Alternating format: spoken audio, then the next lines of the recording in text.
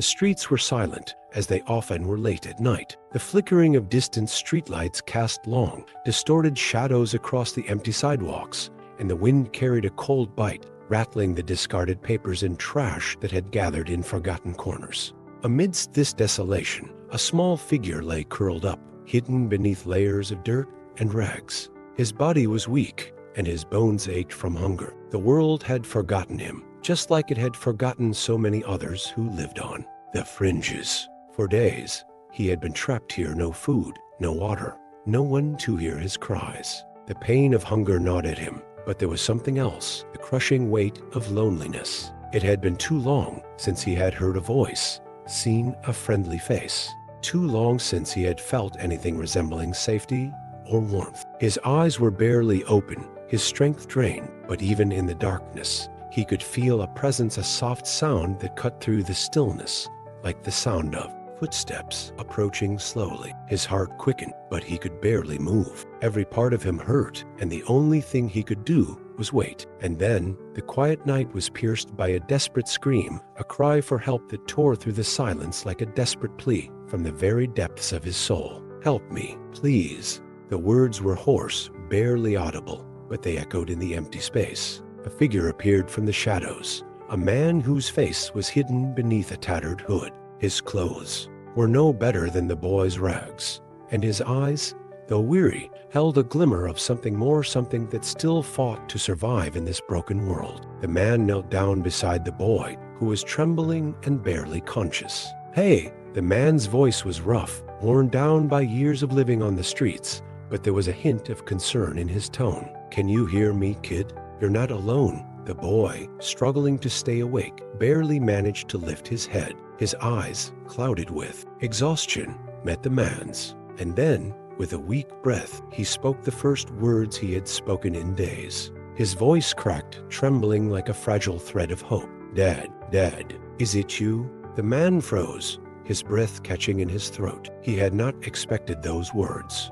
In fact, he hadn't expected any words at all. But there they were, those two simple words that seemed to carry all the pain and longing of a child who had lost everything. The man's eyes filled with sudden tears, and his hand, rough and calloused, shook as he reached out to gently touch the boy's shoulder. For a long moment, the two of them simply sat there, the boy looking up at the man, and the man unable to speak. His heart ached, and he couldn't hold back the tears that welled up in his eyes. The boy had no way of knowing, but those words, those simple, heartbreaking words, had struck a chord deep within the man's soul. They echoed the loss he had felt in his own life, a loss that had buried him here in the cold streets, far away from the world he once knew. "I'm sorry," the man whispered, choking on his words. "I'm so sorry." The boy's eyes fluttered shut, the exhaustion overtaking him once more. But in that brief, fleeting moment, there was a connection, a bond formed not by blood, but by shared pain,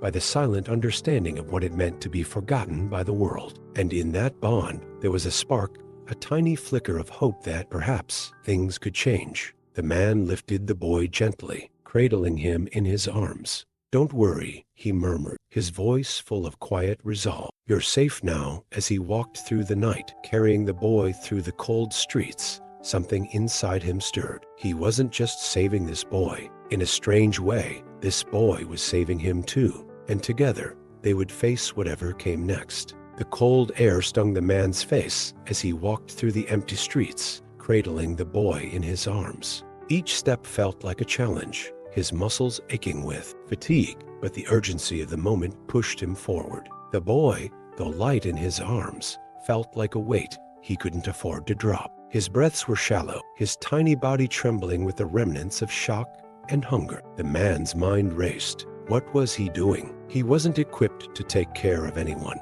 let alone a child. The streets had already claimed him, and he had long ago stopped caring about his own survival. But the boy was different. There was something in those eyes, something in that broken voice that made the man feel, for the first time in years, that he had a purpose again. Finding a small, abandoned building near the edge of the city, the man pushed open the rusted door and stepped inside. The air inside was musty, the walls cracked and peeling, but it was safe at least for now. He laid the boy down on an old, worn mattress in the corner of the room. The dim light from the street filtering through the broken windows. The man sat beside him, watching the boy's chest rise and fall, praying that he would make it through the night. He didn't have food. He didn't have blankets. All he had was his presence, and maybe that would be enough. He had learned how to survive, but he had forgotten what it meant to care. The boy stirred, groaning soft. His eyes fluttered open, still cloudy with exhaustion. He looked around, his gaze settling on the man beside him. "Where am I?" he whispered, his voice hoarse. The man hesitated for a moment before speaking, his own voice barely above a whisper. "You're safe. You're out of the streets now." The boy's eyes filled with uncertainty, still unsure if this was real or just another fleeting dream in a world that had long stopped making sense. He tried to sit up, but his body protested, the weakness and hunger too overwhelming. The man gently helped him back down, his hands surprisingly tender despite the rough exterior. "My name's Thomas," the man said quietly, trying to sound reassuring, though his voice cracked with emotion. "What's your name, kid?" The boy's lips trembled for a moment, and then he spoke, his voice barely a whisper. "Eli, Eli," Thomas repeated softly, testing the name on his tongue. It felt familiar somehow, like a name that carried more weight than just a label. The boy's eyes closed again, his exhaustion finally overtaking him. Thomas watched him closely, his mind racing with the implications of what he had just done. He had saved a child, but what did he know about caring for one? He hadn't been a father in years, if he ever had been one at all. And now, here he was, holding a life in his hands, unsure of how to protect it. Hours passed, and the night stretched on. Eli's breathing grew steadier, his feverish tremors slowing as sleep took over him completely. But Thomas couldn't sleep. His mind was too full of questions, doubts, and fears. He sat there, watching the boy, thinking about the days when he had a family before everything had fallen apart. He had once had a son, a little boy who had looked up at him with eyes full of trust, just like Eli's. But that boy was long gone, lost in the wreckage of a life he hadn't been able to protect. Thomas rubbed his face with his hands, trying to push the memories away. Now wasn't the time to dwell on the past. He needed to focus on the present, on Eli's future. The boy needed someone, and despite his own brokenness, Thomas knew that for whatever reason, he was the one who had to be there. As the night grew colder, Thomas wrapped his coat around himself, sitting vigil beside Eli. He didn't have any answers, but he knew this much. The streets had tried to take everything from him, but tonight, he was going to try and take something back for Eli, for himself. And with that, he settled in for the long, restless night, his eyes never leaving the boy's fragile form, as if somehow he could protect him just by being there. The sun barely crept over the horizon, casting a faint golden light through the broken windows of the abandoned building. The warmth of the early morning was a welcome relief after a long, bitter night. Thomas had barely slept, but Eli, still exhausted from the days of suffering, had slept soundly for hours. The boy's fever had broken, but he remained pale and weak, his body still recovering from the ordeal. Thomas stood up slowly, his legs stiff from sitting in the same position for so long. His eyes never left Eli's form as he moved quietly around the room, gathering whatever scraps he could find. There was a small pile of empty cans in one corner and some old newspapers that might serve as bedding or a blanket. It wasn't much, but it was all he had. He searched through his own pockets, but there was no food to offer, no money, no hope of finding anything in the immediate vicinity. The hunger gnawed at him as much as it did at Eli. The boy stirred, groaning softly as he slowly opened his eyes. He blinked against the light, confused for a moment. His gaze scanned the room before resting on Thomas, who had settled back down beside him. "Are you hungry?" Eli's voice was quiet, barely above a whisper, but Thomas could hear the desperation in it. Thomas swallowed hard. He had nothing to give him. "Yeah, kid, I'm hungry too," he said, trying to keep his voice steady. He didn't want to scare him, but it was the truth. They were both hungry, both weak. Eli nodded slightly, his body too tired to protest, but his eyes showed a flicker of understanding. He didn't expect miracles. The boy had learned, far too young, that the world wasn't kind. A long silence stretched between them as Thomas wrestled with what to do. He could feel the pull of his own hunger, but more than that, He felt the weight of his responsibility growing heavier by the second. This wasn't just about surviving anymore. It was about protecting this boy, about trying to rebuild a life, no matter how broken or hopeless that life seemed. "Do you have family, Eli?" Thomas asked quietly, breaking the silence. His voice wasn't accusatory, just curious. Eli's eyes shifted, the faintest hint of pain flickering behind them. His gaze dropped to the floor, as if the question had forced him to confront something he had buried deep inside. For a long moment, Thomas thought he wouldn't answer, but then the boy's voice, fragile and uncertain, broke the silence. "They're gone." Eli's words were barely audible. "I was alone. I don't know where they are." Thomas's heart twisted. He could see it in Eli's eyes, the deep, unspoken sorrow, the kind that only those who had experienced abandonment could understand. The boy wasn't just hungry for food. He was starving for love, for safety, for someone who cared. Thomas swallowed hard and looked away, trying to push back his own emotions. He wasn't in a position to offer much. He wasn't even sure he could save himself, let alone this boy. But in that moment, something inside him clicked. He couldn't walk away. Not from Eli, not from the boy who had called out to him with the innocence of someone who didn't know how to survive without help. The weight of the responsibility was heavy, but it was also grounding. It gave him a sense of purpose he hadn't felt in years. His old life, his broken past, seemed distant, now almost irrelevant in the face of this new challenge. "Hey," Thomas said softly, trying to reassure Eli. "You're not alone anymore. I won't leave you." Eli looked up, his eyes searching Thomas's face, trying to gauge whether the promise was genuine. It wasn't much, words were just words. But for the first time in a long time, Eli seemed to believe them, just a little. "I'm not going to let you go hungry," Thomas continued, though he wasn't sure how he was going to keep that promise. But he would try for Eli. Eli nodded, his exhaustion taking over again as he curled up on the mattress, closing his eyes. Thomas sat beside him, deep in thought, his mind racing with the realities of their situation. He knew the streets would be unforgiving. He knew it wouldn't be easy, but he had to keep going for Eli. He owed him that much. The day passed slowly, each moment filled with the quiet hum of uncertainty. Thomas knew that soon they would need to leave the building. They couldn't stay hidden forever.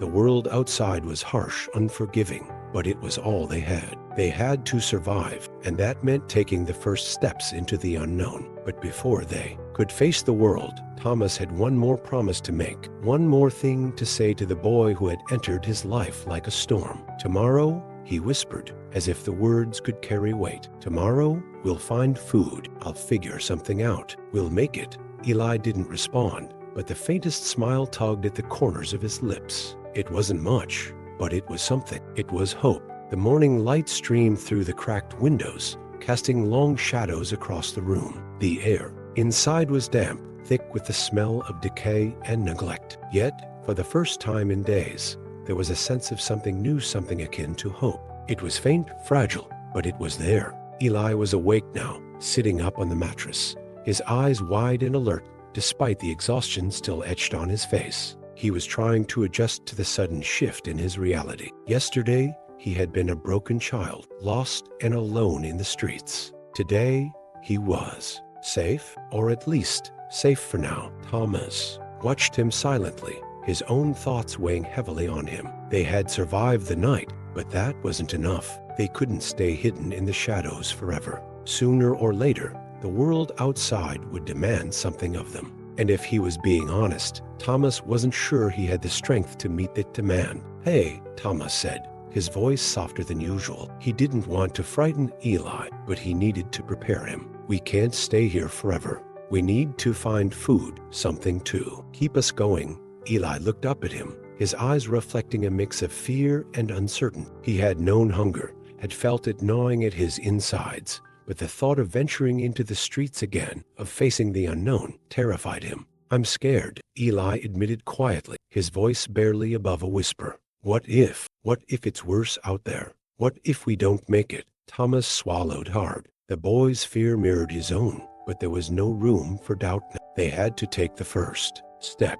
"I know you're scared, but I won't let anything happen to you," he promised, though part of him wasn't sure if he could keep that promise. but he had to try. He stood up and reached down, offering a hand to Eli, who hesitated for a moment before taking it. Thomas pulled him gently to his feet, steadying him as the boy wobbled slightly, still weak from hunger and exhaustion. "Come on," Thomas urged, forcing a small smile. "We'll figure it out." One step at a time, the streets outside were harsh, cold, and unforgiving. The buildings loomed over them like silent, indifferent giants. Trash and debris littered the sidewalks, and the hum of the city felt distant, almost unreal. It was a world that had forgotten them, a world that saw them as invisible. As they walked, Thomas kept a protective arm around Eli's shoulders, guiding him through the maze of streets. He didn't have a clear plan, but he couldn't afford to waste time. His stomach churned with hunger,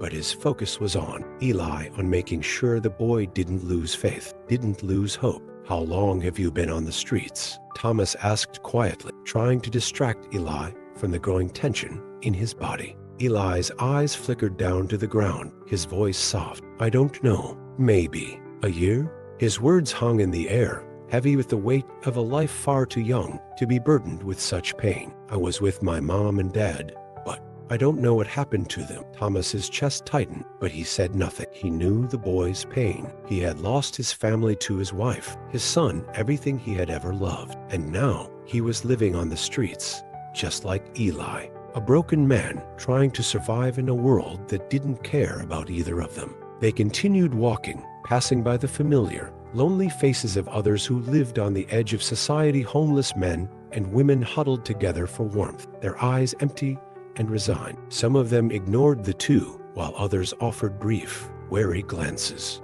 The streets didn't offer friendship, only survival, and it was a daily battle. As they walked past a small convenience store, Thomas spotted a man standing outside, a cigarette dangling from his lips. The man looked like he had seen better days, but there was something in his eyes that made Thomas pause. "Excuse me," Thomas called out, his voice low but firm. "Do you have any food? Anything we can trade for?" The man took a long drag from his cigarette before flicking it onto the ground. His eyes narrowed as he looked at Thomas and Eli, sizing them up. "What do you got?" he asked, his voice rough but not unkind. "We don't have much," Thomas said, pulling a few crumpled bills from his pocket. "Just this. Anything. Anything to eat?" The man studied him for a moment longer, then sighed, shaking his head. "I don't usually do this, but..." He reached into a small cooler beside him and pulled out a half-empty loaf of bread. It wasn't much, but it was better than nothing. "Take it. It's not much, but it'll keep you going." Thomas hesitated, but his hunger and the desperation in Eli's eyes overcame any pride he had left. He took the bread, offering the man what little money he had in return. "Thanks," Thomas said, his voice low with gratitude. The man nodded, glancing at Eli. "Take care of him," he added, before turning away and disappearing into the crowd. Thomas and Eli found a quiet corner of the street, away from prying eyes. They sat down together, breaking the bread into small pieces. For a moment, it felt almost normal, like a small piece of life that they could still hold on to, despite everything. Eli took a bite, his eyes closing in relief. It wasn't much, but it was enough to quiet the gnawing hunger in his stomach, and for a brief moment he felt something resembling peace. "We'll make it, Eli," Thomas whispered, watching the boy take another bite. "We just have to keep going," Eli nodded, though his face was still filled with uncertainty. "What now?" he asked, quietly, his voice small. Thomas didn't have a concrete answer, but he knew this much: they couldn't stop. They had survived the night, they had survived the streets, and now, together, they would survive whatever came next. The days blurred together, one bleeding into the next like the endless stretch of cracked pavement they walked upon. Each step felt like a small victory, but the harsh reality of their situation was never far behind. Thomas and Eli had learned to rely on each other, too lost souls in a world that had no place for them. The bread they had found from the stranger hadn't lasted long, but it had been enough to give them a brief respite. They had managed to find other small scraps of food along the way, leftover fruit tossed in dumpsters, a few cans they'd found near a garbage bin.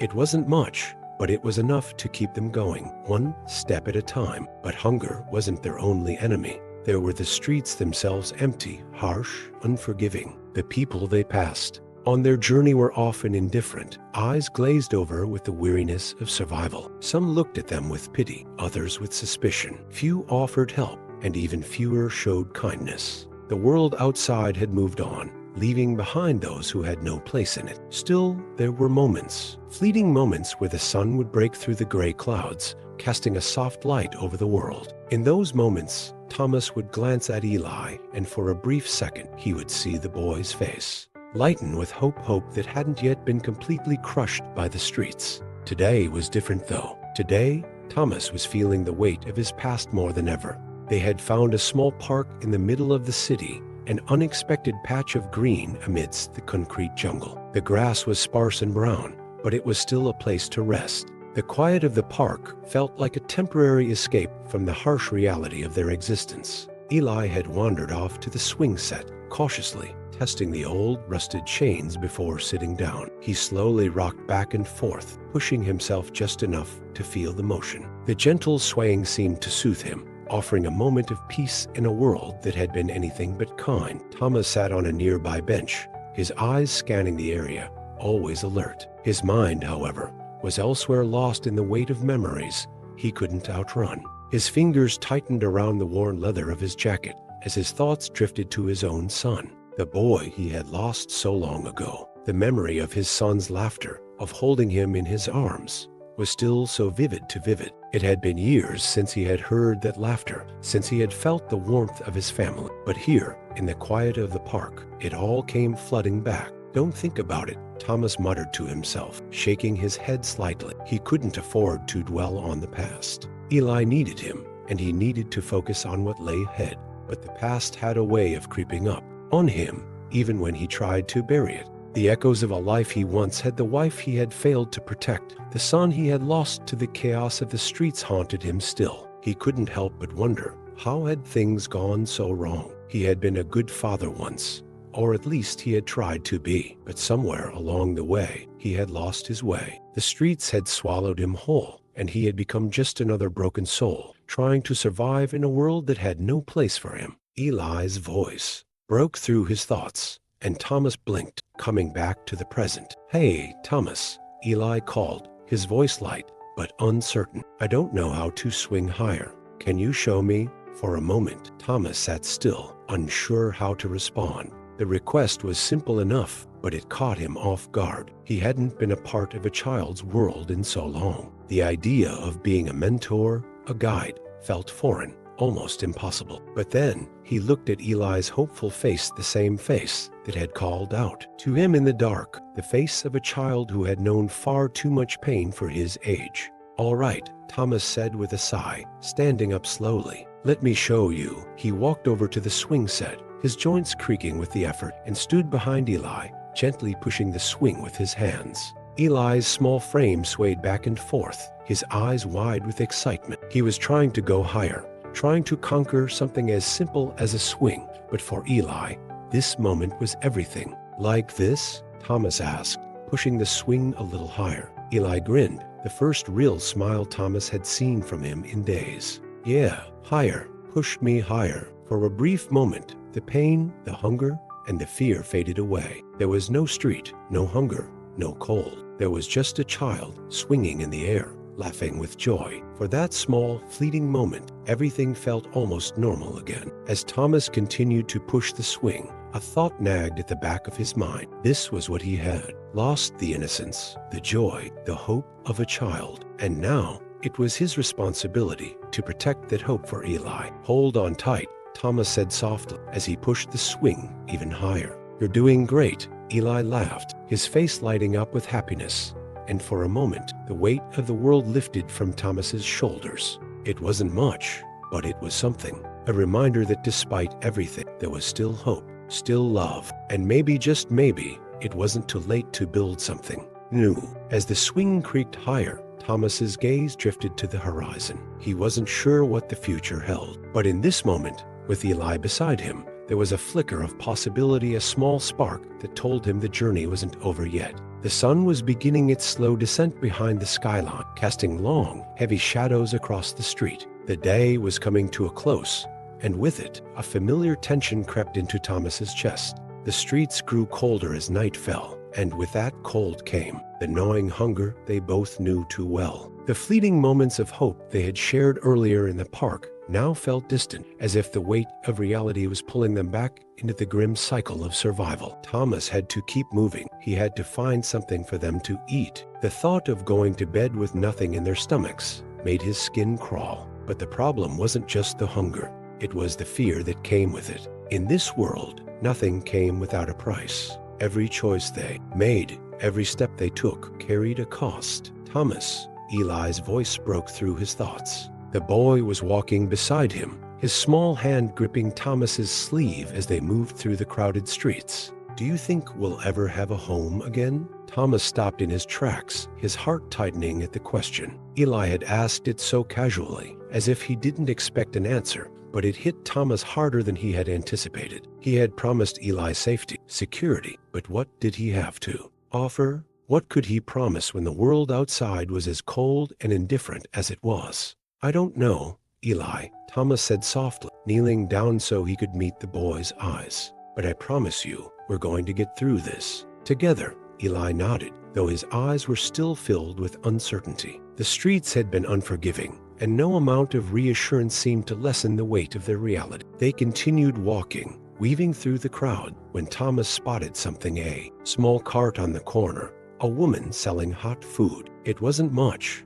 but it was something. The smell of freshly cooked food wafted through the air, and his stomach growled in response, betraying how desperately hungry he was. "Wait here," Thomas said, his voice low, pulling Eli aside to a shadowed corner of the street. He had no money left. He could try to trade, try to beg, but desperation made him wary. He didn't want to risk losing what little dignity he had left, but hunger had a way of clouding even the best intention. He took a deep breath and approached the woman at the cart. She was older, her face worn and tired, just like so many others on these streets. Her eyes met his, and she studied him for a moment, as if deciding whether or not he was worth the trouble. "Excuse me," Thomas began, his voice steady but desperate. "Do you have anything you could spare? We're hungry, and we don't have any money, but I can trade if you." The woman held up a hand, cutting him off. "I can't just give food away," she said,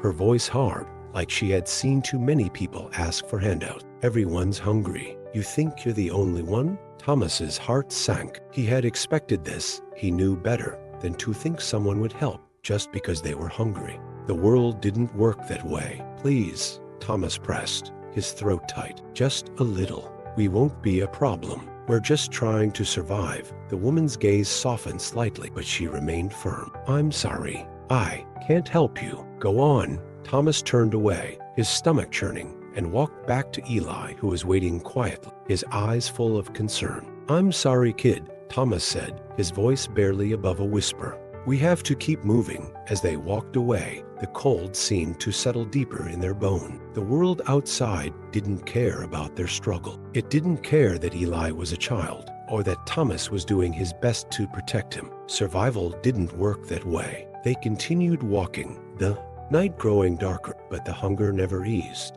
It was a constant ache, a reminder of how fragile their lives were. Eventually, they found a small alley to rest in, the walls of the buildings pressing in on them. It wasn't much a patch of damp concrete, but it was somewhere to lie down. Thomas wrapped his coat around Eli, pulling him close for warmth. They were both exhausted, their bodies too tired to move, but sleep was elusive. It wasn't just the hunger that kept them awake, it was the fear of what the next day would bring. "I'm scared," Eli murmured, his voice small, muffled by Thomas's jacket. "What if we don't make it?" Thomas tightened his arms around him, trying to offer whatever comfort he could. "We'll make it, Eli," he said, his voice hoarse but determined. "We have each other. That's all that matters." Eli nodded, but Thomas could feel the boy's uncertainty in the way his body tensed. In that moment, Thomas knew the true cost of survival wasn't just about food or shelter. It was about the toll it took on the spirit, the constant battle against fear, against hopelessness.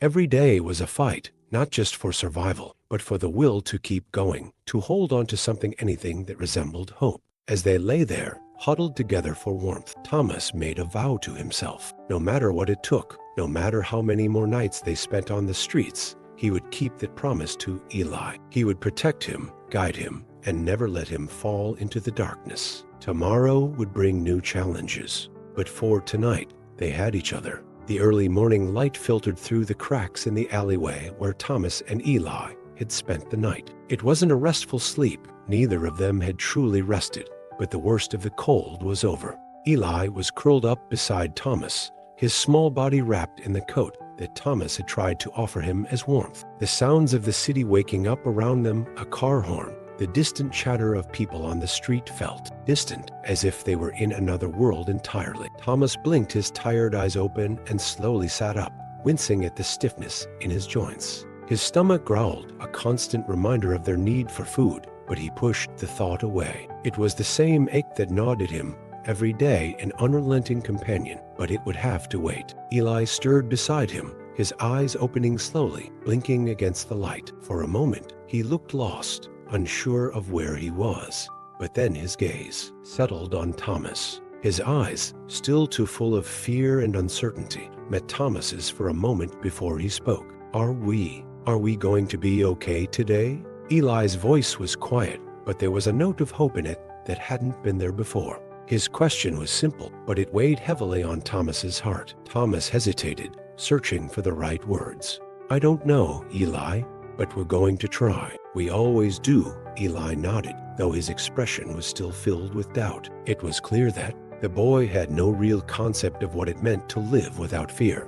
Every day had been a struggle for survival, and he had no reason to believe it would be any different today. They stood together, gathering the few things they had: a half-empty bottle of water, a couple of tattered blankets, and a few crumpled bills that Thomas had managed to keep hidden. It wasn't much, but it was all they had. As they left the alleyway and stepped into the bustling streets, the noise of the city rushed at them like a tidal wave. The smells of food from nearby restaurants, the chatter of people going about their daily lives, and the honking of car horns filled the air. But for Thomas and Eli, it all felt like an alien world. A world they didn't belong to, a world that was indifferent to their struggle. "We need food," Thomas muttered, mostly to himself. "We need to find something today." Eli didn't respond, but his steps were slower now, his energy drained. He was getting used to the feeling of hunger, but it didn't make it any easier. The harshness of the world was slowly eating away at his spirit, and Thomas could see it in his eyes. They walked for what felt like hours, searching for something, anything that might help. They passed the usual spots, the convenience stores with locked doors, the trash bins that had been picked clean, and the street corners where beggars sat with empty hands, hoping for a coin or a kind word. The world around them seemed to be a blur of faces, most of them too busy or too hardened to even notice, two lost souls trying to survive. Just as Thomas was beginning to lose hope, something caught his eye: a small, dilapidated bakery on the corner of the street. The windows were cracked, and the door was barely hanging on its hinges, but the warm scent of fresh bread and pastries drifted out into the street, making Thomas's stomach ache even more. "Wait here," Thomas said, pulling Eli to a stop. "I'll go inside and see if we can get something." Eli's eyes flickered with hesitation, but he nodded, and Thomas gave him a reassuring smile before walking into the bakery. Inside, the air was warm, thick with the smell of freshly baked bread. The walls were covered in faded posters, and the shelves were filled with day-old loaves, pastries, and pies. A woman stood behind the counter, her face weathered but kind. "What can I do for you?" she asked, her voice rough but warm. She studied Thomas for a moment, her eyes lingering on his worn clothes, before her gaze moved to Eli, standing outside the door, watching quietly. "We're hungry," Thomas said, his voice low. "Do you have anything at all that you could spare?" We don't have much." The woman's expression softened as she looked between Thomas and Eli. She didn't say anything at first, just reached for a loaf of bread and wrapped it in a piece of parchment paper. Without a word, she slid it across the counter to Thomas. "Take it," she said quietly. "It's not much, but it's fresh. I'm sure you could use it more than I could." Thomas blinked, surprised by the kindness. He had been expecting to have to beg or trade something, but this woman had given them food without hesitation. He didn't know what to say, so he simply nodded, his voice catching in his throat. "Thank you," he whispered, slipping the bread into his jacket and turning to leave. When Thomas returned to Eli, the boy's eyes widened as he saw the bread. He didn't say anything he didn't have to. The hunger in his eyes was enough. They sat down together on the curb, breaking the loaf into pieces, savoring the warmth and the taste. For the first time in days, Thomas felt a fleeting sense of relief. The hunger wasn't gone, but for a moment, it didn't feel so overwhelming. They weren't out of danger, and they still had a long way to go. But in that simple act of kindness, something had changed. There was still hope, still goodness in the world, even if it was rare and hard to find. "Thank you," Eli said, quietly between bites, looking up at Thomas. "I didn't think we'd get anything." "Me neither," Thomas admitted, his voice hoarse. "But sometimes people surprise you." As the sun dipped lower in the sky, the day's warmth began to fade, but for a brief moment, they felt like they had found something that could carry them through another day. And in that small, quiet moment, Thomas realized that while the road ahead was still uncertain, as long as they had each other, they had a chance. The world may have turned its back on them, but they didn't have to face it alone. Not anymore. The days began to feel like an endless loop. Wake up, search for food, find shelter, sleep with one eye open, and then repeat. But something about today was different. The weather was warmer than usual, the sun pushing through the gray clouds as if trying to offer them a little bit of grace. The hunger, while still gnawing at their insides, felt a little less sharp. Perhaps it was the loaf of bread they had shared the day before, or perhaps it was the small, unexpected kindness that had stirred something in both of them. Thomas and Eli had walked a little further today, heading toward a part of the city they hadn't yet explored. The streets were busier than usual, filled with people rushing to and from their destinations. They passed shops with people chatting inside, kids laughing, and families gathered around tables. All of it felt like a distant dream, like a life they could never reach. But there was something else about today, something in the air, a shift. Maybe it was the fact that Eli hadn't complained about the hunger as much as he usually did, or maybe it was the fact that Thomas felt just a little less burdened by the weight of responsibility. The streets were still cold and unforgiving, but they had survived the night. They had survived another day. Thomas noticed a park up ahead, green, open space. The contrast between the busy streets and the calm of the park felt like an oasis, a brief escape from the harshness of their lives. He looked down at Eli, whose small face was lit up by the sunlight, eyes bright despite the exhaustion. "How about we sit for a while?" Thomas asked. "We could use a break." Eli's face brightened at the suggestion. He nodded eagerly, his small hand gripping Thomas's sleeve tighter, pulling him toward the park. The moment they crossed into the park, everything seemed to slow down. The noise of the city faded into the background, and all that was left was the rustling of leaves and the occasional chirp of birds. It was peaceful, almost unreal. They found a bench near a large oak tree and sat down, Thomas letting out a deep breath as he relaxed for the first time that day. Eli sat beside him, his legs swinging back and forth in the air as he watched people passing by. His eyes were filled with a mixture of curiosity and longing, and Thomas could see the boy trying to make sense of this strange new world. "You ever think about what life was like before?" Eli asked suddenly, breaking the silence. Thomas glanced at the boy, surprised by the question. It was the first time Eli had really talked about the past, and it took Thomas a moment to gather his thoughts. The memories were still too raw, too painful, but he couldn't lie. "Sometimes," he said quietly, "but it's hard to think about. Things were different back then, good, but then everything changed. People change. Life changes." Eli nodded, his gaze dropping to the ground as he seemed to think about Thomas's words. The silence between them wasn't uncomfortable, but it was heavy with unspoken truths. "I don't really remember much," Eli said after a long pause, his voice small. "Before everything, before I was on the streets. I remember my mom and dad sometimes, but it's blurry." Thomas's heart ached at the boy's words. Eli was so young, and yet his memories were already fading, leaving only emptiness. It was a cruel thing to have to forget the very people who had once been everything to you. "You don't have to remember everything, Eli," Thomas said softly. "Not yet, anyway. Right now, you're here. That's what matters. You're not alone. Eli looked up at Thomas, his eyes full of confusion, as if trying to make sense of everything that had happened to him. His small hand reached out and grasped Thomas's, an innocent gesture of trust. I trust you, Eli said simply. I know you'll take care of me. Thomas's breath caught in his throat. The weight of Eli's words settled on him, heavier than any burden he had carried before. It wasn't just about survival anymore. It was about something deeper, something more fragile. I will, Eli, Thomas promised, his voice thick with emotion. I'll take care of you, no matter what. I swear it. For a moment, they just sat there, the warmth of the sun on their faces and the soft sound of the breeze around them. It wasn't much, but it was enough. After a while, Eli began to swing his legs again, his face lighting up as he pointed to a group of children playing nearby. Do you think I could play with them? Thomas looked over at the group of kids running around the playground. For a brief moment, he hesitated, wondering if it was too risky. But then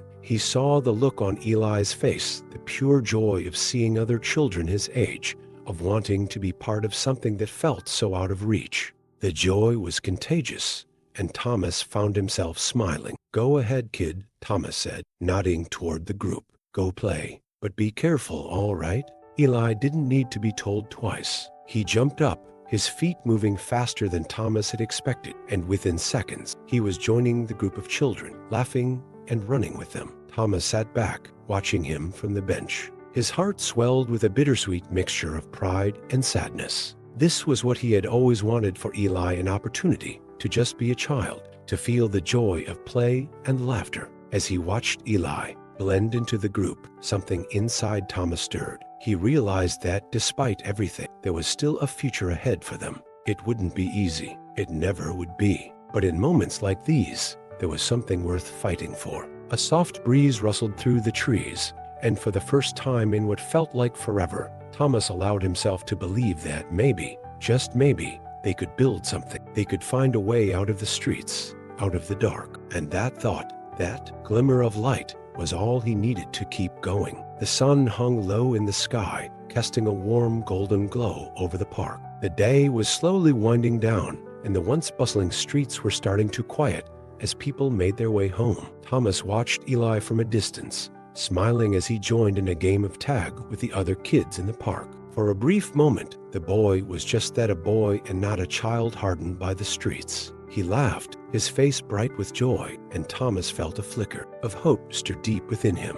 But as much as the sight of Eli playing warmed Thomas's heart, there was a constant undercurrent of worry. He could never let his guard down, not completely. The world they were navigating was too dangerous, too unpredictable. Eli was still too young to understand how easily trust could be betrayed, how quickly things could turn from simple joy to devastating loss. After a while, Eli grew tired and returned to Thomas, his face flushed with excitement. He flopped down beside Thomas on the park bench, his breathing still heavy from running. That was fun, Eli said, grinning. Thanks, Thomas. I didn't think I'd get to play like that again. Thomas chuckled, ruffling Eli's hair. I'm glad you had fun. You deserve it.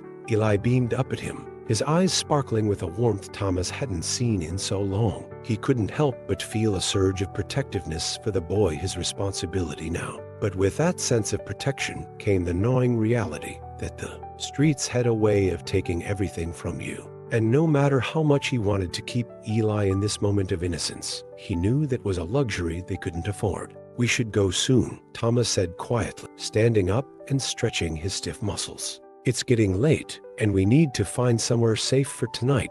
Eli nodded, but his face faltered for a moment. Are we going to be okay tonight? He asked, his voice small. Thomas's heart tightened, but he quickly masked his feelings. He had no easy answer for Eli. The truth was, he didn't know. Every night was a gamble. Will we find a place to sleep?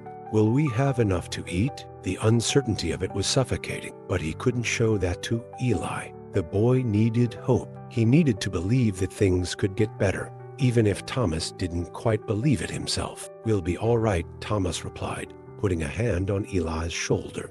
I'll make sure we find somewhere safe. They left the park and made their way through the streets, the busy city life continuing around them. Thomas's eyes darted to every passerby, watching for any signs of danger. The streets had a way of revealing their true nature. When you least expected it, hidden threats lurking in the corners, silent and waiting for the right moment to strike. It had happened before, and he couldn't afford to let it happen again. As they turned a corner, a man approached them from the opposite direction. He was tall, with a hood pulled low over his face, and he moved with a certain purpose in his stride. Thomas's instincts flared, and he instinctively stepped closer to Eli, his protective arm brushing against the boy. The man stopped just in front of them, eyeing Thomas with a mixture of curiosity and something darker, something Thomas couldn't quite place. "Spare a few bucks?" the man asked, his voice low and rough. Thomas didn't answer right away. He could see the desperation in the man's eyes,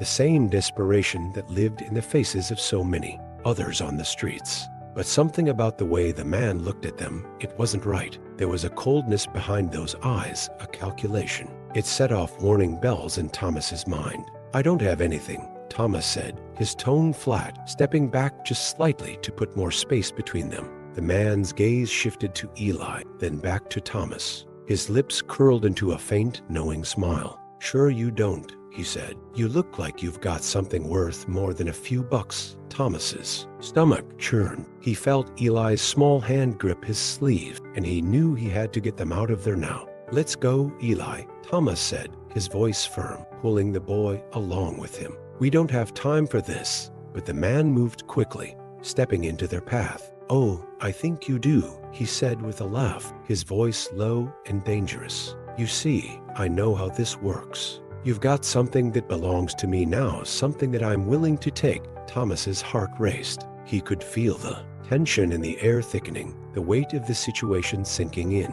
Eli was too young to understand what was happening, but Thomas could see the fear creeping into his eyes. "Listen," Thomas said, his voice tight with anger and fear. "You don't want to do this. Just step aside, and we'll be on our way." The man took a step closer, his hand reaching into his pocket. Thomas's mind raced, thinking quickly. He couldn't afford to let things escalate, not with Eli standing there, watching. Without thinking, Thomas moved, stepping in front of Eli, putting himself between the boy and the man. His heart pounded in his chest, but his focus was clear: protect Eli at all costs. "What do you want?" Thomas asked, his voice barely a whisper, but laced with warning. The man's hand dropped from his pocket, and for a moment, he just stared at Thomas, perhaps recognizing the resolve in his eyes. He seemed to hesitate for a brief second, then shrugged, his expression shifting. "Forget it," the man muttered. "You're not worth the trouble." With that,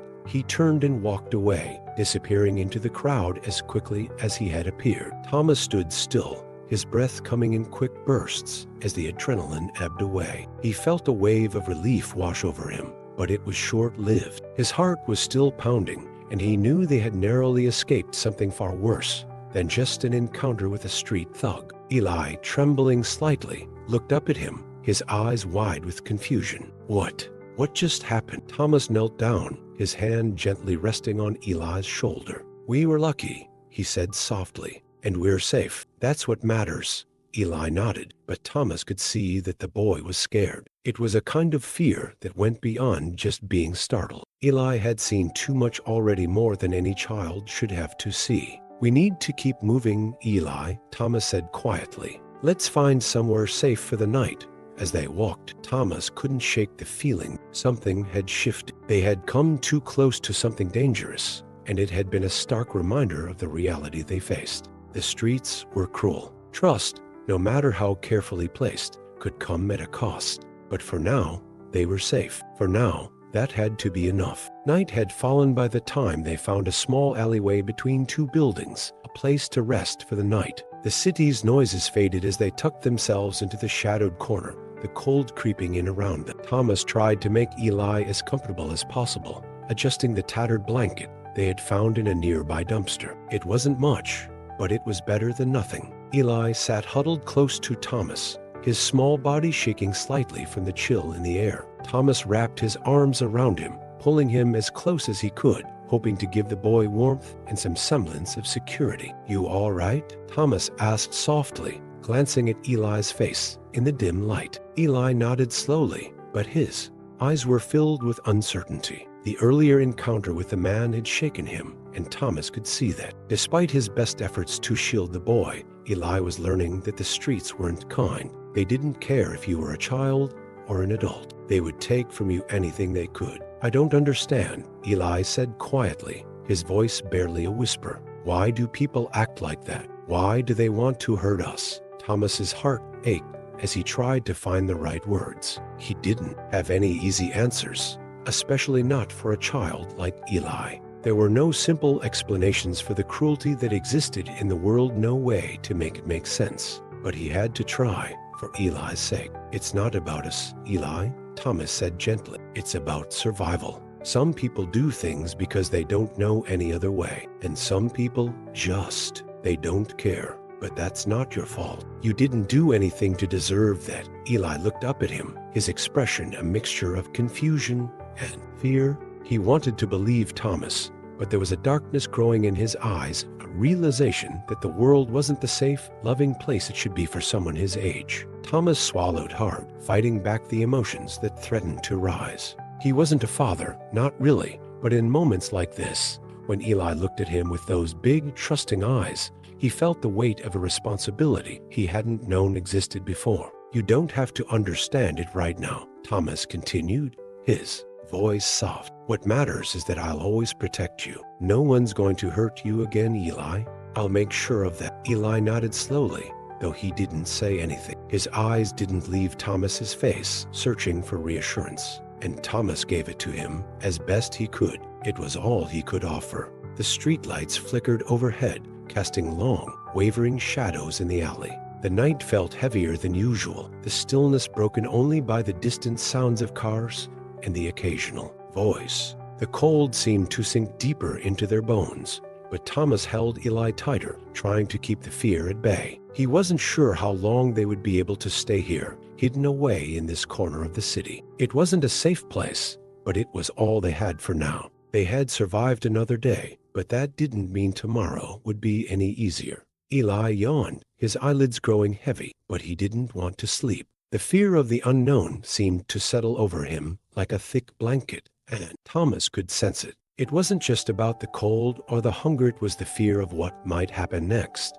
It was the fear that, no matter how hard Thomas tried, he couldn't protect him from everything. "We'll be all right, Eli," Thomas whispered again, his voice more for himself than for the boy. "We just need to take it one step at a time." But deep inside, Thomas wasn't so sure. Every night, he wondered if they were close to running out of chances. The world outside felt like a ticking clock, slowly counting down to something he couldn't control. Eventually, Eli's breathing evened out, and his small body relaxed against Thomas's. The boy had fallen asleep, but Thomas couldn't bring himself to close his eyes. He sat awake, listening to the night around them, his thoughts a jumble of fear and uncertainty. The truth was, he didn't know how much longer they could keep this up. The streets weren't kind to anyone, especially not to children. And while he was doing everything he could to protect Eli, the reality was that survival was a fragile thing. One mistake, one wrong turn, and everything could come crashing down. But for now,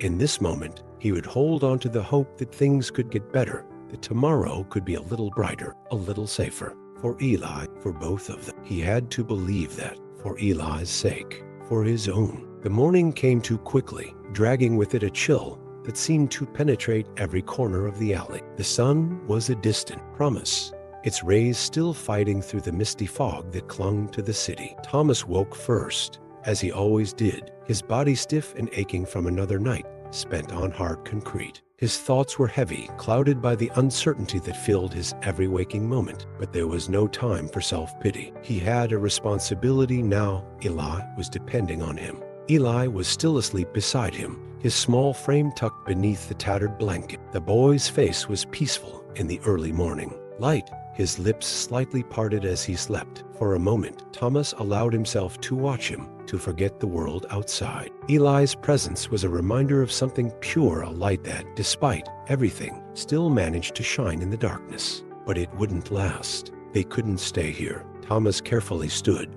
trying not to wake Eli. He stretched, feeling the pain in his legs, the sharp reminder that their lives weren't just about survival, They were about endurance. How much longer could they keep running from the truth? How much longer could they pretend that the streets weren't closing in around them? They needed a plan. Thomas glanced down at Eli, still curled up in the blanket, and made a decision. He needed to find something more, a way out of this, a way to offer Eli something better than what they had now. He walked a little ways down the alley to clear his head, trying to think of their next steps. It had been weeks since they had come to the city, weeks of wandering, scavenging, and avoiding danger. The promise of something better, something more than this, seemed so far out of reach.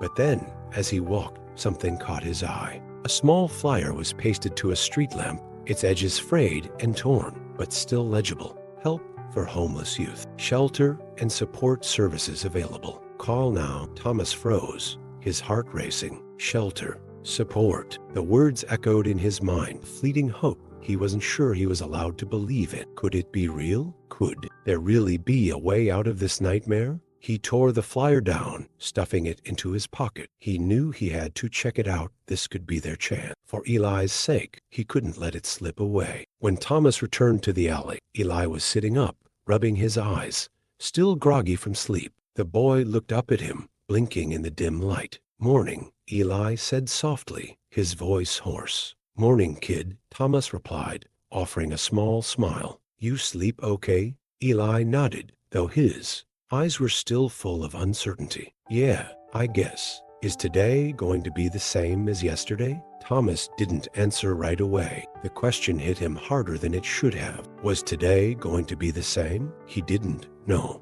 but he couldn't let it be. Not for Eli. "I'm going to find something for us today," Thomas said, his voice firm. "We're going to try something different." Eli's eyes brightened a little. "What do you mean?" "I found something," Thomas said, pulling the flyer from his pocket. "A shelter. It could be a place for us to stay for a while, a way to get back on our feet." Eli stared at the flyer, his face full of doubt and hope in equal measure. "Do you think it's real?" "I don't know," Thomas admitted, "but we have to try. We can't keep doing this forever." Eli nodded slowly. He didn't say anything more, but there was something in his eyes, a spark of hope, however fragile, that made Thomas feel like he was making the right decision. They didn't have to stay lost. They didn't have to stay in the shadows of the streets forever. They gathered their things and started walking, heading toward the address on the flyer. The streets were still cold, the hustle of the city alive around them, but there was something different in the air today. It wasn't just the uncertainty, it was the feeling that they were on the verge of something, a chance. After a long walk, they reached the building the flyer had pointed them to, a run-down, old brick building on the edge of town. It didn't look like much from the outside, but to Thomas, it seemed like a beacon of possibility. They stood in front of the door for a moment, unsure. The streets had made them cautious, distrustful. How could a place like this really help them? "Ready?" Thomas asked, his voice low. Eli took a deep breath, his small hand clutching Thomas's sleeve. "I think so." They pushed open the door, stepping into the dimly lit entryway. A small reception desk sat in the corner, and behind it was a woman, maybe in her late 30s, with a kind face. She looked up as they entered, her eyes softening when she saw Eli standing beside Thomas. "Hello," the woman said warmly, her voice gentle, firm. "How can I help you?" Thomas hesitated, but then took a step forward. "We saw the flyer outside. We're looking for a place to stay. We don't have anywhere else to go." The woman nodded slowly, standing up and coming around the desk. "Of course. Come on in. Let's see what we can do to help." She led them down a hallway to a small room with 2 cots and a window that let in the faint light from outside. It wasn't much, but it was something. Something that didn't involve fear. Something that didn't involve the streets. "Can we stay here?" Eli asked, his voice small. The woman smiled softly, kneeling down to Eli's level. "Yes, sweetheart. You're safe here. We'll take care of you." Thomas felt the weight on his shoulders lighten just a little as he watched the woman offer Eli a comforting smile. For the first time in weeks, he allowed himself to believe that maybe, just maybe, they had found a way out of the darkness. The room was small but clean. The smell of fresh linens and soap lingered in the air, a sharp contrast to the sour stench of the streets that had clung to Thomas and Eli for so long. Eli, still holding on to Thomas's sleeve, slowly stepped inside the room, his wide eyes taking in the simple but comforting space. 2 cots with clean blankets, a small table, and a window that overlooked the city. Thomas could feel the tension in his chest loosen, but only slightly. It was hard to believe that this could be real, that something as ordinary as a bed could feel like a lifeline after weeks of uncertainty. But it was real, and for the first time in what felt like forever, there was a sense of safety, a place to breathe. The woman who had greeted them, her name was Laura, had explained that the shelter provided not only a roof over their heads,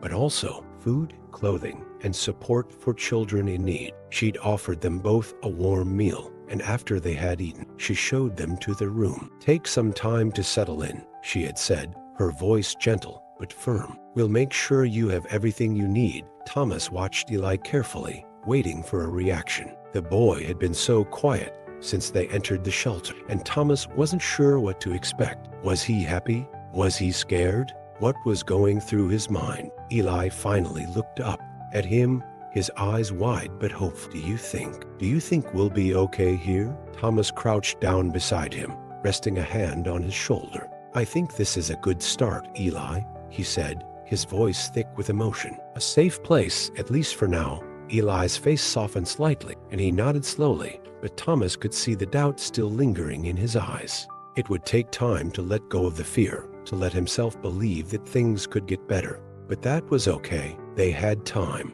Now, Thomas stood up, walking over to the window and looking out at the city. It was a view that didn't inspire hope, just more concrete, more buildings, more people moving past without a second thought. But in the distance, he could see the sun beginning to set, casting a soft orange glow across the horizon. For the first time in days, he allowed himself to believe that there could be something more ahead. "We've got a roof over our heads tonight, Eli," Thomas said, his voice quieter now. "That's more than we've had in a long time." Eli stood beside him, looking out the window. He was still too quiet, too thoughtful, but Thomas could feel the shift. The boy was starting to trust again, starting to believe that maybe, just maybe, the world didn't have to be as cruel as it had been. After a moment, Eli spoke again, his voice small. "What happens now? What if we can't stay here forever?" Thomas's chest tightened at the question, but he didn't hesitate. "We'll take it one step at a time, Eli.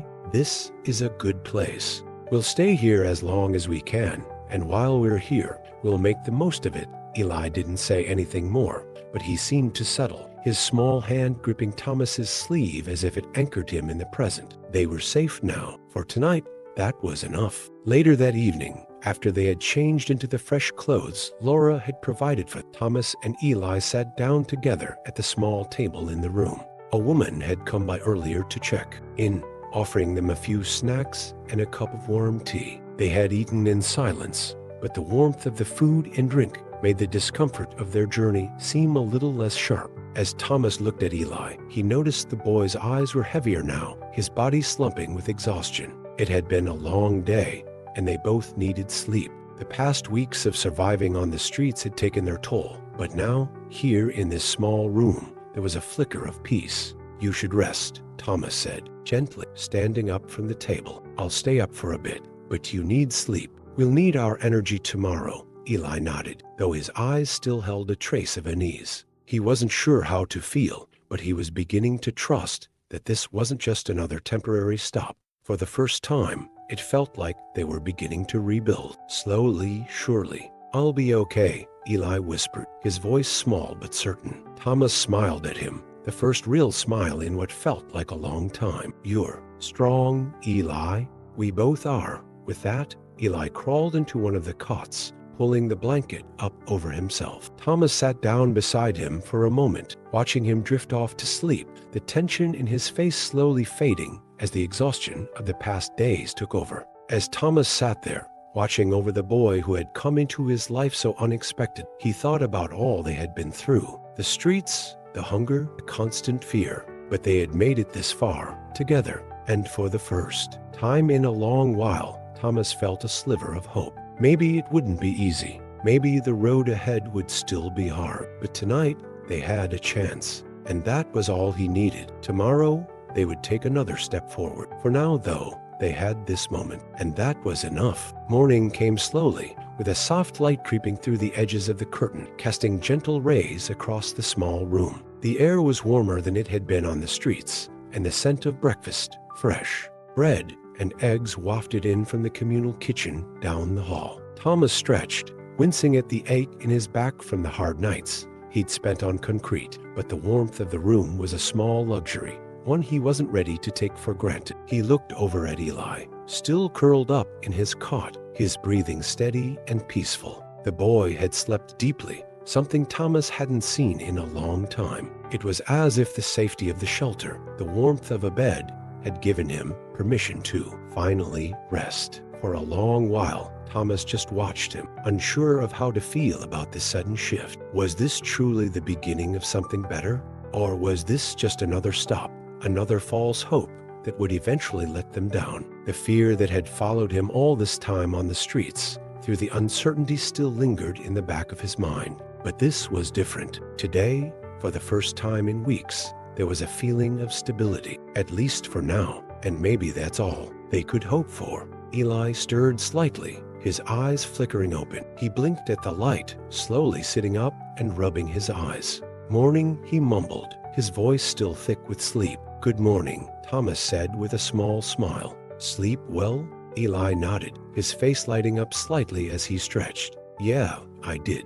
It felt nice." Thomas's heart warmed at the sight. The boy was starting to let go of the constant anxiety that had marked his days on the streets. It was small, but it was progress. "We have breakfast in the kitchen downstairs," Thomas said, standing and stretching his stiff limbs. "Why don't we go down and see what they've got?" Eli's eyes brightened. "I can have breakfast here. For real?" "For real," Thomas said, chuckling. "This is a good place, Eli. You don't have to worry about where your next meal is coming from." The boy's face softened as he stood up, walking over to the small sink in the corner of the room to wash his face. Thomas followed him, watching the boy's every movement. He still looked so young, so fragile. Eli had been through so much already, yet there was a glimmer of innocence left in him that Thomas was determined to protect. They left the room and made their way downstairs to the kitchen, where a few other residents were already sitting at the tables. A woman in an apron greeted them with a friendly smile as they entered. "Good morning," she said warmly.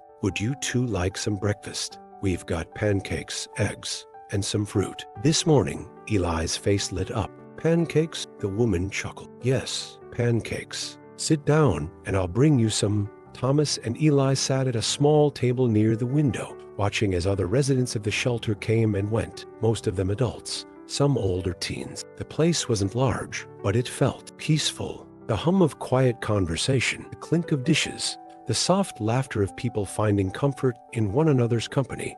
It was a stark contrast to the silence of the streets, where even the smallest act of kindness felt rare. As they ate, Thomas couldn't help but notice the warmth in Eli's eyes as he dug into his food. He had eaten before, of course, scraps, leftovers, whatever they could find. But this was different. He wasn't just eating to survive. He was eating because he could. "This is really good," Eli said, looking up at Thomas with a full mouth. "Thank you." Thomas smiled, his heart swelling with something he couldn't quite name. "I didn't make it, but I'm glad you like it." The woman who had greeted them earlier brought over a second plate of pancakes and smiled at them both. "I'm glad you're settling in. If you need anything, don't hesitate to ask." "Thank you," Thomas said, his voice full of gratitude. "We're just happy to be here." As they finished breakfast, the woman who had served them began talking with another resident, her voice soft but kind. The conversations in the room weren't rushed or tense. They were full of warmth, of shared experience. And it made Thomas wonder, was this what it felt like to belong? To feel like you were part of something that wasn't always just about surviving. "Do you think we could stay here?" Eli asked, looking up at Thomas. Thomas was silent for a moment, not because he didn't know the answer, but because the weight of that question was something he hadn't fully processed. Could they stay here? For how long? How much longer could they depend on the kindness of strangers before the reality of their situation came crashing down? "I don't know yet, Eli," Thomas finally said, "but we'll do everything we can to make sure we have a future here. We'll make it work, okay?" Eli nodded, though his eyes were filled with a mix of hope and uncertain. Okay, Thomas smiled at him, the warmth in his chest spreading. For the first time in a long time, he believed it too. They didn't know what the future held, but they had a chance now, a real chance. After breakfast, the woman came back to check on them. If you're feeling up to it, we have a few activities this afternoon. You could join some of the kids for a group activity, or you can just relax for now. Whatever you need. Eli looked at Thomas, his face thoughtful. Can I go? I think I'd like to join. Thomas gave him an encouraging smile. Go ahead, Eli. I'll be here when you're done. As Eli ran off to join the other kids, Thomas stayed behind, watching him interact with the other children. It wasn't just about survival anymore. Eli had the chance to be a kid again, to laugh, to play, to not worry about the things that had haunted him for so long. For the first time in a while, Thomas allowed himself to exhale fully. This could be their fresh start, a real chance, and he was going to protect that for Eli, for both of them. As the day unfolded, the weight of their past didn't disappear, but it didn't feel so suffocating. There was room for hope now. Room to believe that maybe, just maybe, they could build a new life. The days at the shelter began to blend together, and in the best way possible. Thomas woke up each morning with a quiet sense of routine. They had breakfast, helped with small chores when they could, and slowly but surely, Eli's laughter became a more frequent sound in their lives. He had begun to play with the other children at the shelter, his fears starting to ease as he built new friendships. But it wasn't just Eli who was healing. Thomas felt a shift within himself as well. For the first time in months, the weight on his shoulders felt a little lighter. He wasn't fighting alone anymore. He had a place to stay. He had a small but steady routine. And for the first time in what felt like forever, he wasn't thinking about just surviving. He was thinking about the future. One afternoon, after they had finished lunch, Laura, the shelter worker who had been so kind to them from the beginning, approached Thomas. She had a folder in her hands, and her face looked more serious than usual. Can we talk for a minute? She asked, her tone gentle but with a hint of urgency. Of course, Thomas replied, standing up. He glanced at Eli, who was in the corner with a few other kids, completely absorbed in his game. He was doing well, Thomas thought. That was the most important thing. Laura led him into a small, quiet room near the office. As she sat down across from him, she placed the folder on the table. I've been talking to a few social workers, she began, looking down at the folder, then back at him. And they think we might be able to help you both more than just providing shelter.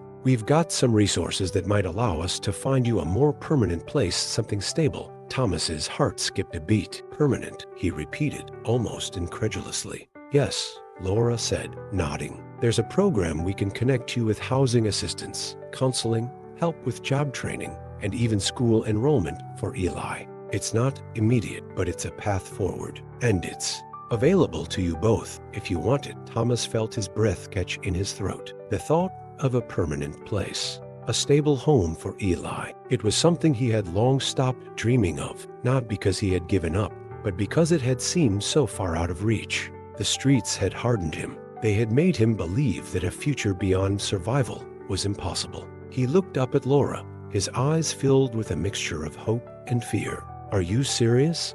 You think this could work? That we could really have a chance to rebuild our lives? I do, she said, her voice calm but resolute. But it requires you to make some commitments too. We can help guide you, but you'll need to engage with the services we offer, especially the job and education programs. There's no easy way around it, Thomas. But we believe it's a real chance for you and Eli. Thomas ran a hand over his face, trying to digest what she was saying. The thought of having a real future, a home, a chance to provide for Eli felt both exhilarating and terrifying. But the one thing that rang clear in his mind was that it wasn't just about him anymore. It was about Eli. I'll do whatever it takes, he said, his voice firm. I'll take any chance we have. Laura smiled, a small but proud smile. Good. We'll get started on the paperwork and make sure everything is set up.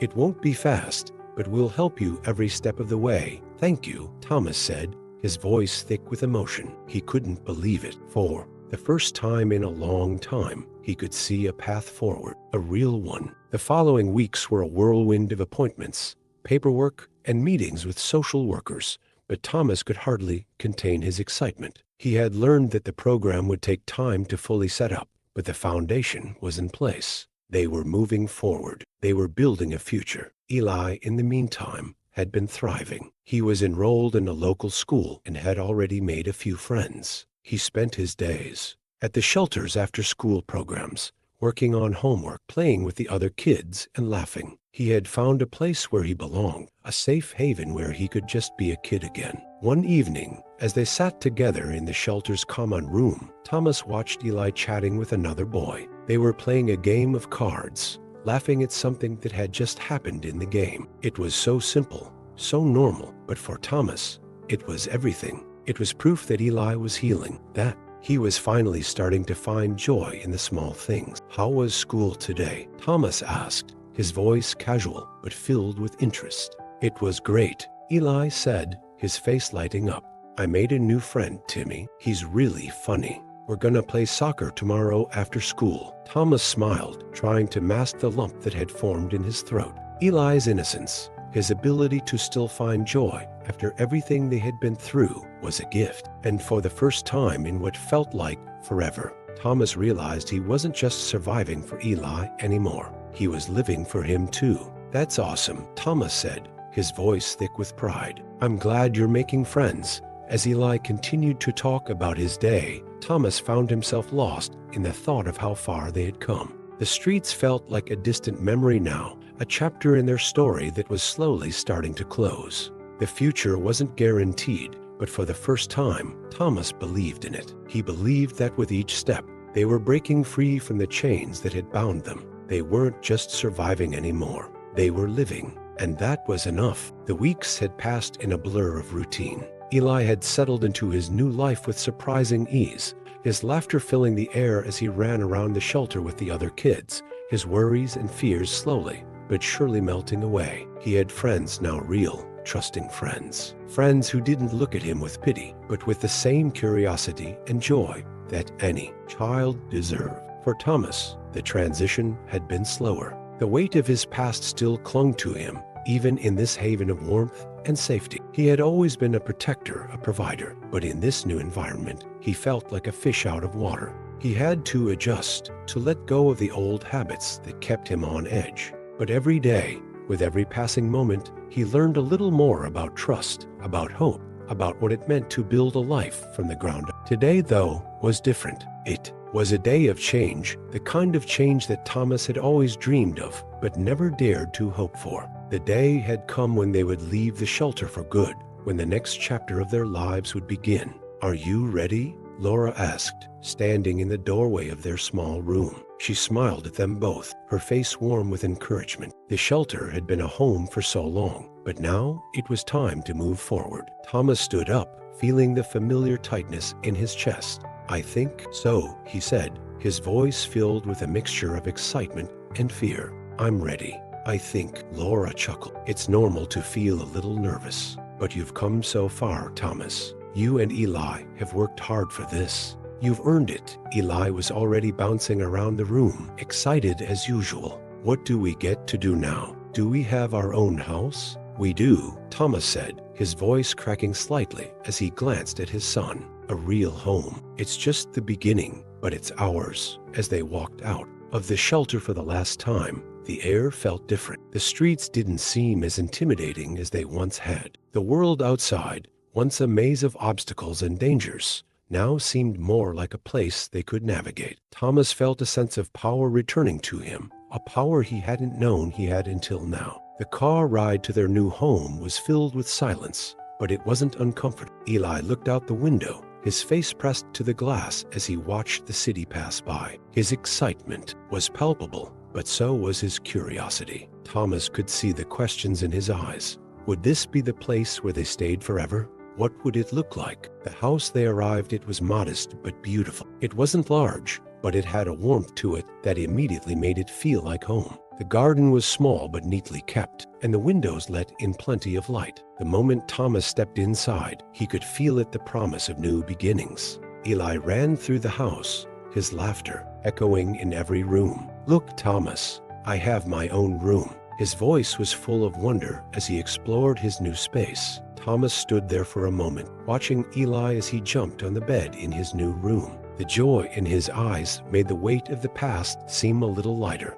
They were here. They had made it. "Come on," Thomas said, walking toward Eli. "Let's get settled in. You've got a whole new life ahead of you." As the day went on, they unpacked what little belongings they had, and Thomas couldn't help but feel a sense of peace wash over him. This wasn't just a house. It was a chance to build something. It was a foundation. The walls that had once been built out of fear and survival were now replaced with walls of stability, a place to create new memories, new dreams. That evening, after dinner, Thomas sat with Eli on the couch. They watched TV together, a rare luxury for both of them. And for the first time, Thomas didn't feel like he was just waiting for the next crisis. He felt like he was finally living. "Dad?" Eli's voice broke the silence, his eyes looking up at Thomas, full of that same trusting innocence. "Do you think we'll always be happy here?" Thomas smiled softly, his heart full. "I don't know, kid,